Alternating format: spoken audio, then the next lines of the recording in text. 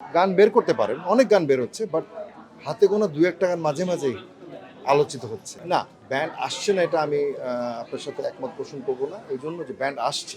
But হয়েছে কি, আমাদের অ্যাক্টিভিটিসে অনেক রকম চেঞ্জেস এসছে। যেমন আমাদের এখানে এখন বাংলাদেশে রক মিউজিকের একটা মেটাল, হেভি মেটাল, ওই একটা জনরা বেশি বেরিয়ে এসছে, যেটার একটা কারণও আছে। বিকজ ইয়াং জেনারেশন যারা মেল ওরিয়েন্টেড, যারা বেশিরভাগ মেল ছেলেপেলেরা, তারা রকটাকে বেশি পছন্দ করে।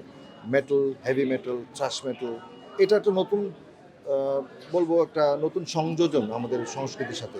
আমরা এর আগে আমরা যারা মিউজিক করে এসেছি, আমরা শুরু করেছিলাম পপ, তারপরে পপ রক, আমরা একটু ফাঙ্ক, একটু ফিউশন, কিন্তু এখন কিছু এসছে একদম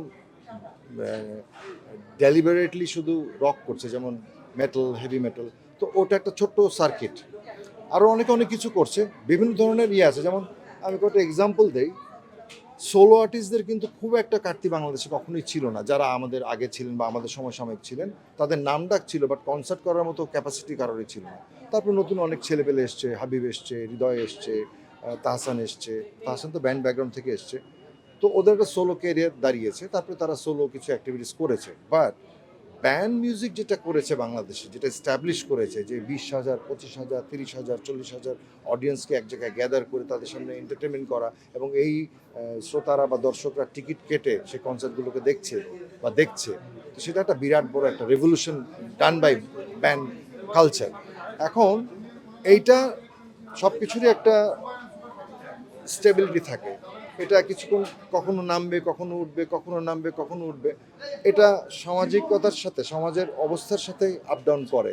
সো ওইটাকে নেগেটিভভাবে দেখার কিছু নাই। এটা একটা ইউজুয়াল একটা প্র্যাকটিস। মাঝে মাঝে বেশি হবে, মাঝে মাঝে কম হবে, এই তো। অভিভাবক শূন্য আমরা হচ্ছি না। আমাদের যার যতটুকু দায়িত্ব, আমরা আমাদের জায়গা থেকে সেই দায়িত্বটা পালন করছি, এবং আমাদের যা আছে সেটা দিয়ে যাচ্ছি। একদিন আমিও থাকবো না, একদিন এখন যারা আছি অনেকেই থাকবেন না, কিন্তু আমাদের যতটুকু লাইফ স্প্যান আছে, আমরা আমাদের যে কর্মগুলো আছে সেগুলো আপনাদের কাছে তুলে ধরছি।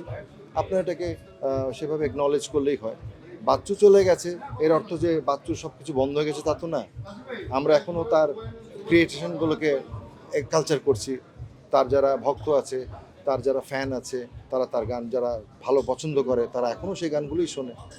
সেটা তো রয়ে গেছে, কর্মটা তো থেকে যাবে। আমরা চলে গেলে অভিভাবক শূন্য এই কথাটা বললে ভুল হয়, কারণ সবাইকে না একদিন একদিন যেতেই হবে, তাই না? তারপর আইডলাইজ করার তো একটা না, ব্যাপার সেটা তো আইডল থাকবেই। এই এমন তো না যে চলে যাওয়াতে তাকে কেউ আইডল মনে করছে না, বরং তো সে লিজেন্ড।